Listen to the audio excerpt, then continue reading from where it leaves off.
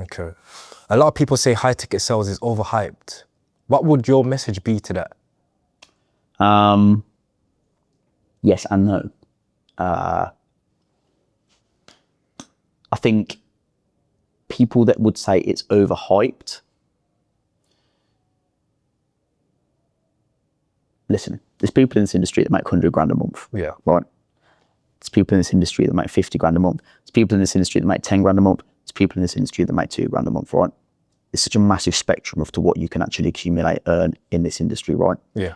So when people say it's overhyped, I'll be honest, if I'm thinking about the people and the people that would say that, it's people that aren't educated and it's people that aren't willing to try it and it's people that are using an objection for not trying. Okay. Simple. How important is your environment and people who you hang around with day to day? It's massive. So talk to me, okay then, talk about your past environment versus your present and how that's impacted your life. I think you compare yourself to who you're surrounded by. That's human nature, okay? Now, if you surround yourself with people that have got lower standards, okay, so let me use some typical examples. People that don't necessarily think it's important to show up on time. People think that it's okay to not let their words hold value. People think it's okay to not treat their fitness and health with respect, not eat properly. If you're surrounding yourself with people like that, then quite frankly, your standards are going to fall to that level. Yes. Okay. If you surround yourself with people that do have much higher standards, they're working on their own things, you know, they're training hard, their discipline's good, you know, they treat people with respect. If they say they're going to do something, they do it. Those things, you know, if everyone around you is doing it, but you're not, human nature is to question, well, why am I not doing that? Yeah. So then your standards raise to that level. So I think when I'm talking about people you want to surround yourself with, it has to be people that you respect, okay? I look at my boys, right? I look at the people that I spend time with and I am inspired to a degree by these people, you know, because I look at them and respect them in a way that drives me in my own way, you know? The people that I genuinely spend time with now and surround myself with are winners, all going to be very successful people in their own domain, you know? And that holds me to a level of accountability because I need to be a winner, you know? Otherwise, what am I to these boys, you know? And, you know, we're men. You have to provide value in this world, okay? Definitely. Even with your friends, okay? Quite frankly, friends aren't loved unconditionally. You're for love because you provide a value. People don't want to be around losers. No, they don't, okay? honest, yes. You don't. Why do you want to be around a loser unless you're a loser, okay? Yeah. And when I look back in the past, okay, I spent a lot of time with a lot of different people. I think when you're partying a lot, you've got a million friends because everyone wants to party, you know, and that's just the way it is. Now, you know, there's probably a lot of people that I don't spend as much time around with that I used to spend a lot of time around with that I would still spend time around with because they're funny guys that I'd have a great time with and, you know, I'd really have a good time and experience with.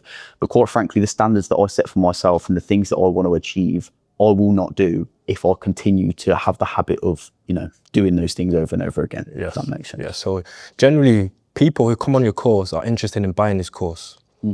So you've mentioned that you help them persuade them to actually buy it. Let's say someone in particular, it's not for them. Are you going to tell them straight away, this course isn't for you? Yeah. Are you straight cold-blooded or are you more emotional? No. Or listen, right? Every time I get on a call, there's one thing that I genuinely have in my mind, and that's that I want to help this person, right? Now, at the start of the call, I'll say to them, I'll be like, listen, we're going to have a conversation. I'm going to evaluate whether you're going to be a good fit for this program, okay? Yeah. If I determine you are, I will then show you the program and I'll let you evaluate us to tell you, you know, then that's your decision whether we're a good fit for you or not, okay? Now, quite frankly, this isn't going to be for everyone, you know? And if I see that this isn't going to be a good fit for you, I will genuinely try and help you find what you're looking for because I am genuinely here to help you. That's what I will say to people at the start of these calls, and I 100% mean that, right? Now, for example, there was a guy I spoke with yesterday, and he was on the call because he'd been convinced to try and make a change, for example, right? Now, he was on the call and I was speaking to him about his circumstances. I was like, so why are you here? Like, what are you actually looking to do? First question I ask someone when they go on a call, why have you booked the call, right? And he'd say, well, you know, I need to do this, I need to do that. And I'd say, okay, well, why do you need to do that? And it all stemmed from the person's parents wanting them to do something, so to speak. And, you know, this particular individual that I'm thinking about now, I could see that this wasn't something that they were going to be, something they were passionate about, right? Now, a lot of people get into trading because it's something they enjoy and they're passionate about, right? This guy was just looking at doing this because it was something that his parents thought he could do to make money, right? Yeah. His parents had got a lot of money. They were happily to like fund things for him. But I was evaluating him and what like we were talking about, and he got no passion in this. He wasn't really interested in finance or anything like that. The guy was actually really into cars and stuff like that, you know, that kind of thing, right? Yeah. And I said to him, I said, well, if you're actually going to be successful with this, it's going to take a lot of commitment. You're going to have to turn up every day, you know, 5 days a week. You're going to have to put time into this, right? And it's not something you're going to get results with straight away either. We're talking about months of work. So for you to be successful with this, you're going to have to treat it with seriousness. And that means the way you're currently living your life is going to have to change. Yeah. Are you ready to make that change? And he was like, body language is a massive thing. And I could see him like, you know, he's like, his body language changed a little bit. And he's like, yeah. And I was like, you're not. He said to me, you're not. I said, you're not, are you? And he went, no. Yeah. And I was like, why is that? And he was like, well, you know, I enjoy doing this. And quite frankly, you know, I want to do this X, Y, Z with cars, he was saying. You know, that's what he loves spending his time doing. I said, listen, mate, you're not going to be successful with this. Yeah. Because you're not going to put the time into it. It's not something you're passionate about. You could pay and come on board. You're not going to be successful as far as I'm concerned if everything we've spoken about is completely legitimate. Yeah. I said, this whole thing is about you making your parents proud. That's why you're here, right? Everybody's different. Everyone's got different skills. Everyone's got different interests. You cannot force yourself to do something, even if people are coercing or pushing you to do it, if it doesn't suit you. Because in the end, it's not going to come to fruition because it's not something you enjoy and you're passionate about.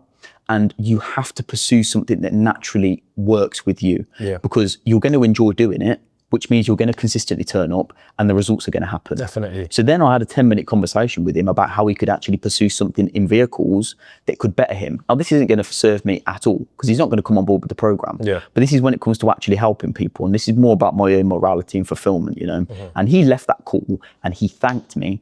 And, you know, he really said to me, you know, he said, I'm going to get in touch with you in a month. I'm going to tell you how I'm getting on with this.